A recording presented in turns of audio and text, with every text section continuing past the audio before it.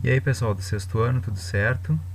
Espero que estejam se cuidando nesse período de quarentena, de isolamento, ficando em casa, estudando também, retomando aí as atividades.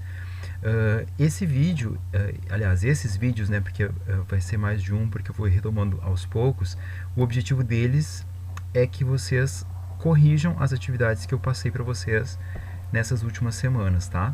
Então, eu vou começar com o primeiro bloco lá de atividades que eu enviei ainda lá em março.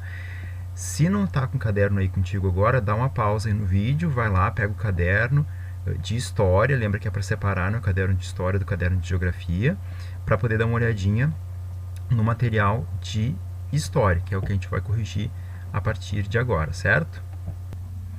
Para quem levou o livro para casa, tá muito melhor de acompanhar aí as imagens, né? Porque aqui quando passa para PDF ele desconfigura um pouco, mas a primeira questão que eu pedi para vocês responderem lá, ela era sobre essas duas imagens aqui, né? Para vocês observarem as duas imagens e compará-las, ou seja, ver o que elas têm de semelhança e o que elas têm de diferenças.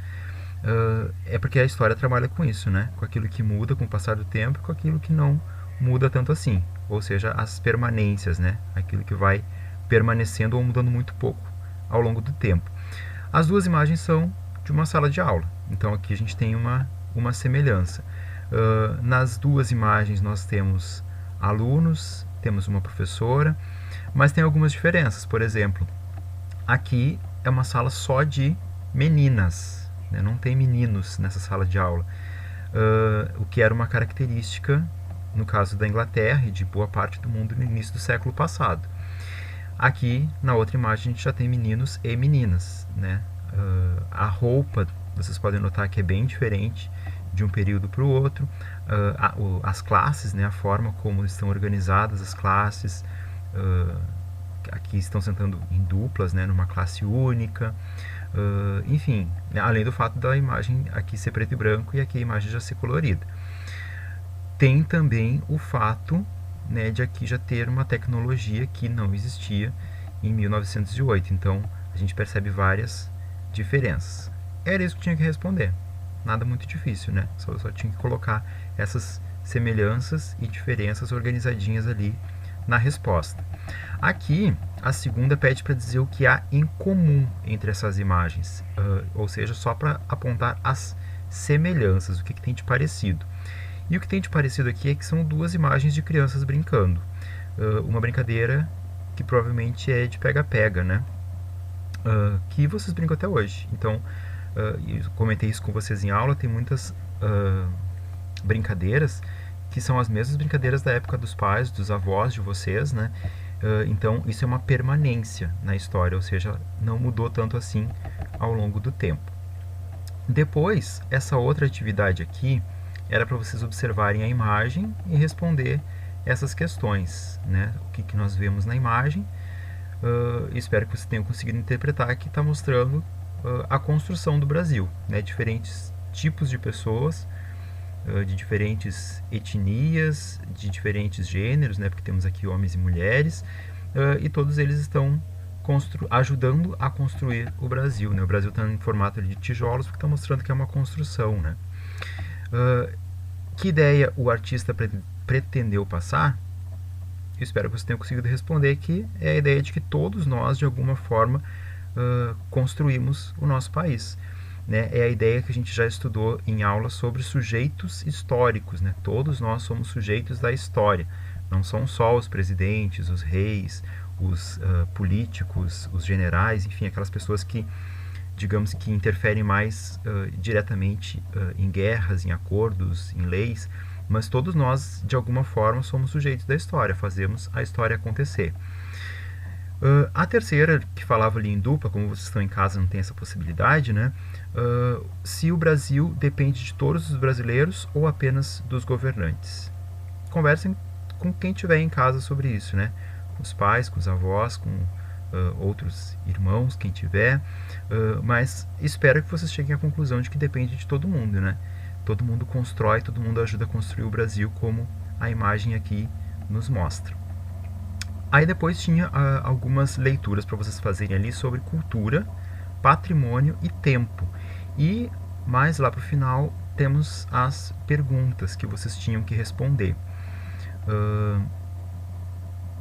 Aqui, esse dialogando, né, tem aqui algumas informações e pergunta qual desses bens é um bem material, qual que é um bem imaterial e qual que é um bem natural. Lembrando, bem material é aquele que a gente pode tocar.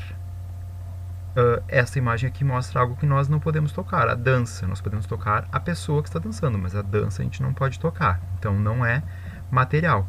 Essa daqui é um exemplo, então, de bem imaterial, né? A dança, o frevo, então, é um exemplo de bem imaterial. Aqui no número 2, nós temos o prédio do Centro Educativo Burle Marx, em Minas Gerais. É um prédio, então nós podemos tocar. Então, é um bem material.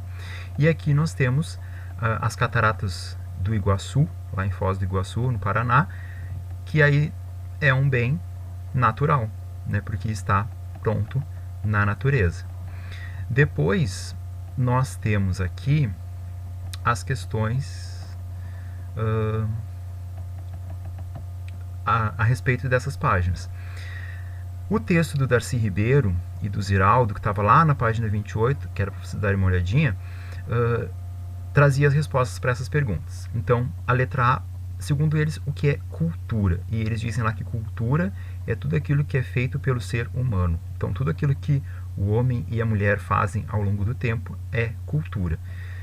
Gostemos do que foi feito ou não, tá? Lembrem que cultura, né, se a gente achar a cultura apenas aquilo que é aquela cultura que nós partilhamos, a gente vai estar sendo etnocêntrico, né? Olhando só para a nossa cultura e desprezando as demais.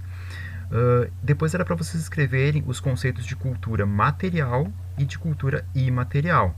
Cultura material é tudo aquilo que o ser humano fez e que nós podemos tocar, né? Então, desde talheres até objetos, brinquedos, livros, tudo aquilo que o ser humano produziu e nós podemos tocar é cultura material.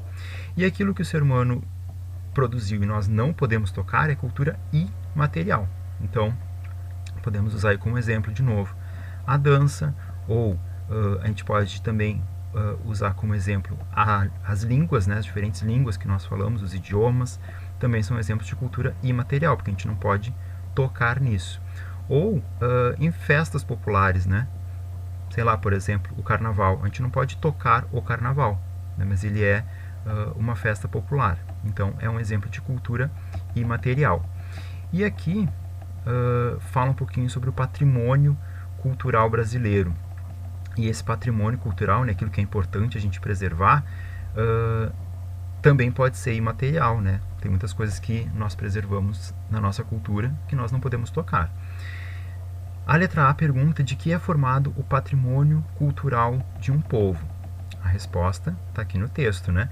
É formado pelo conjunto dos saberes, daquilo que o ser humano aprendeu com o passar do tempo, dos fazeres, aquilo que o ser humano fez ao longo do tempo, das expressões artísticas, né, culturais, e das práticas, aquilo que o ser humano foi praticando ao longo do tempo, como danças, rodas de capoeira, religiões, enfim. E de acordo com o texto, qual é o principal objetivo da preservação do patrimônio cultural de um povo? A resposta está aqui no finalzinho, né? É fortalecer a noção de pertencimento de indivíduos a uma sociedade, a um grupo ou a um lugar, contribuindo para a ampliação do exercício da cidadania. Ou seja, praticar capoeira faz parte da história do nosso país, né? É uma luta que era praticada pelos ex-escravizados, como uma forma de lembrar aquela cultura que eles trouxeram lá da África, e usavam isso como forma de resistência, de luta, enfim.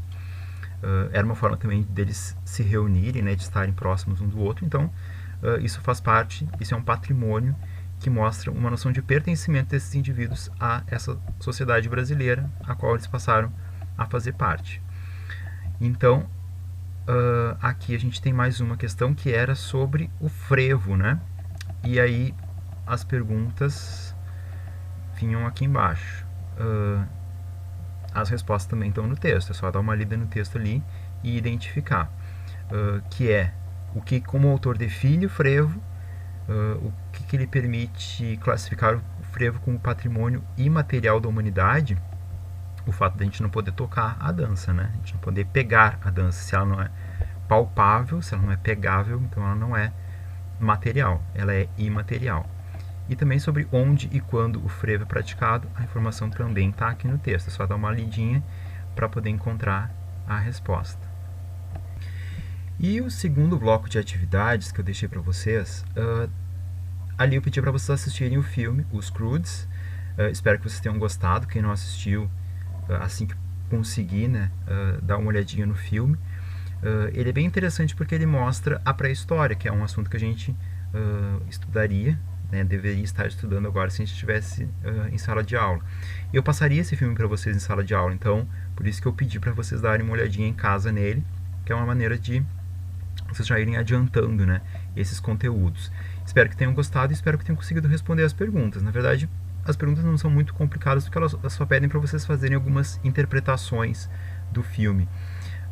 O que é bem importante nesse filme é vocês perceberem como era viver na pré-história. Lógico que é um filme, né? É ficção, tem muita coisa que mostra no filme que não era bem assim no passado, mas a ideia do filme é passar um pouquinho a ideia de como era viver naquele período, na pré-história, né? Milhares de anos atrás.